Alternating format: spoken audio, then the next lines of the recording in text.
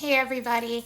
I wanted to do an update on some of what's gone on with my ex-partner and I as far as the whole co-parenting thing.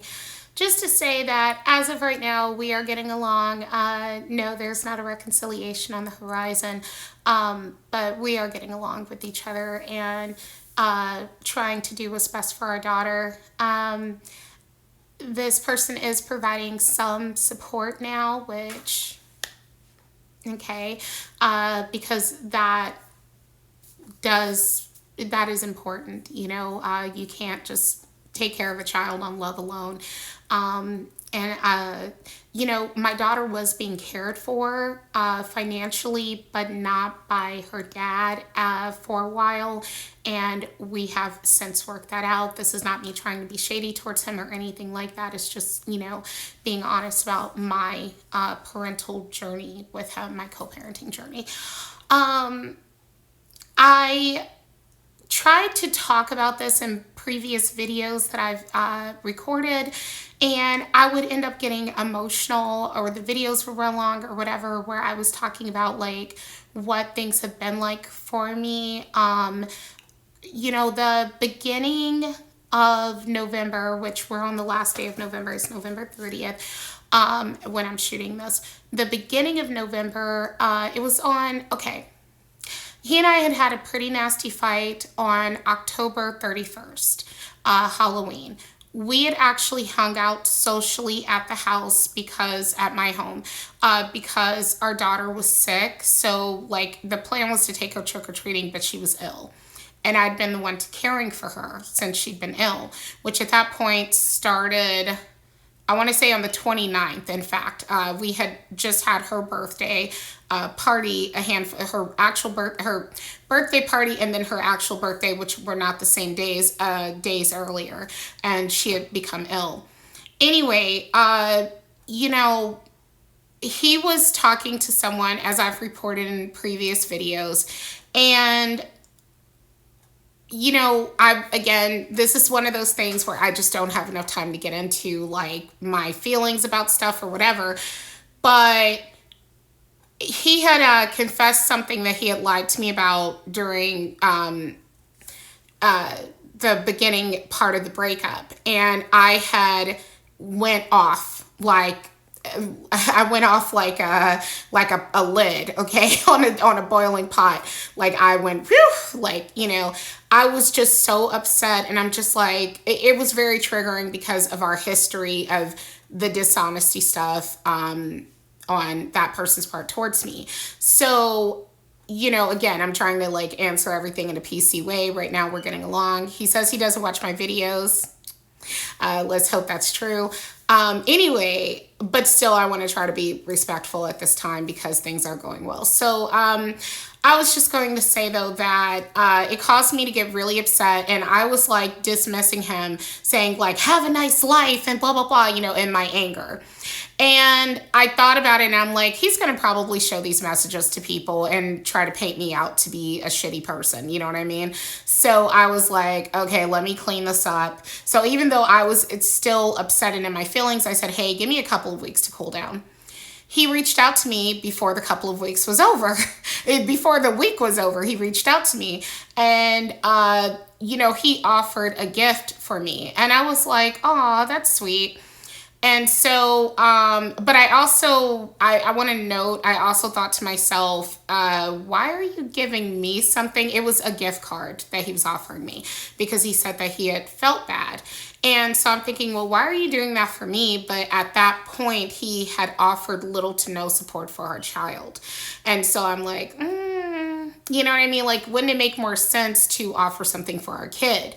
But I'm just like, hey, beggars can't be choosers. I've been broke, all that. So I'm like, okay, I'll take it, whatever. So I'm so easy. Aren't I easy? Anyway. So, we ended up hanging out that, coming Wednesday or something. We hung out on the 5th. Was it the 5th or was it the 6th? We hung out, whatever, we hung out that week. I think it was the 6th. I think it was the night of the 6th. Let me correct that. I think it was the night of the 6th. We hung out and everything went really great. And I'm going to be honest. He continuously had told me about how nothing had happened with him and this girl. They hadn't even hung out with each other, yada, yada. And it triggered me to the point where I felt like, okay, are you trying to say the last call? Because, because he was like hinting like, yeah, I might take her out on Saturday. We'll see, da, da, da. And it was so, because I had already assumed that they'd slept together. So my reaction when I tell you that it wasn't coming from a place of like, oh, I just don't want you to be happy or I don't know how to explain it. It's like embarrassing. But the point is, I took it like he was trying to say, hey, do you want to try before I go and do this? Because I know that once I do this, we're not going to try anymore. So did you want to try one more time?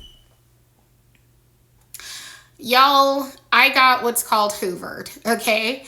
That's another thing. We, like I said, that day, it was like very sweet, very close between us. So it did seem like there was a possibility of us blurring lines, if you understand what I'm saying, and possibly even reconciling. I'm just going to be honest with you. And I was in a mindset of almost like, I hate to say it, but like, going all in. Like, are we going all in or what? And I know this is a common thing. There's an episode of Frasier. It's in the first season where Maris comes back into Frasier's life. It's an amazing episode. If you're going through a divorce and you're a woman who's ever looked back, please watch that episode. It's so good. Or a divorce or separation, please look at that episode. So, the point is that his behavior was making me look back and think, okay, is this the right thing? So I was considering, hey, maybe we can try to work on our relationship. And his behavior was feeding into that. Again, it's hard to talk about that right now because it's like I just don't have enough time on this. I'm using a filter on TikTok and I only get 10 minutes. So womp womp. But yeah, so I proposed to him that night. Well, first off, we kissed a couple of times that night. And then I proposed to him, hey, since you guys, nothing has happened between you yet, according to you, I'm willing to work with you either as like potentially working things out with us or even you just working on yourself. And I can't believe I'm telling this story in the way that I'm telling it because it's like there's so much more to the story, but this is the gist of it. And he was kind of brushing me off and being like, oh, well, I understand why you feel that way, but not giving me an answer. And I'm like, okay, but what does that mean? And he's like, well, I got to get up early, so I can't really answer you. So I called him over the next couple of days. He told me that he had no reason or no desire to reconcile with me because I kicked him out of my mom's house. And I think this is going to be a part 2 because I do not want to cut off this story here, but he told me that that was the limit for him. It wasn't us breaking up. It was me making him leave my mom's house, which to me was giving heavy hobosexual vibes. HOBOSEXUAL, okay? Hobosexual vibes, like you're using me for a place to stay, because why should that have been the line in the sand? It would have made more sense if you said, if I break up with you, that's the line in the sand, but not me making you leave my mom's home, if you know what I mean. So anyway, I was very upset when he told me this, and we ended up continuing to talk though, and I guess I'm going to continue this in the next video, so stay tuned. Thanks. Bye.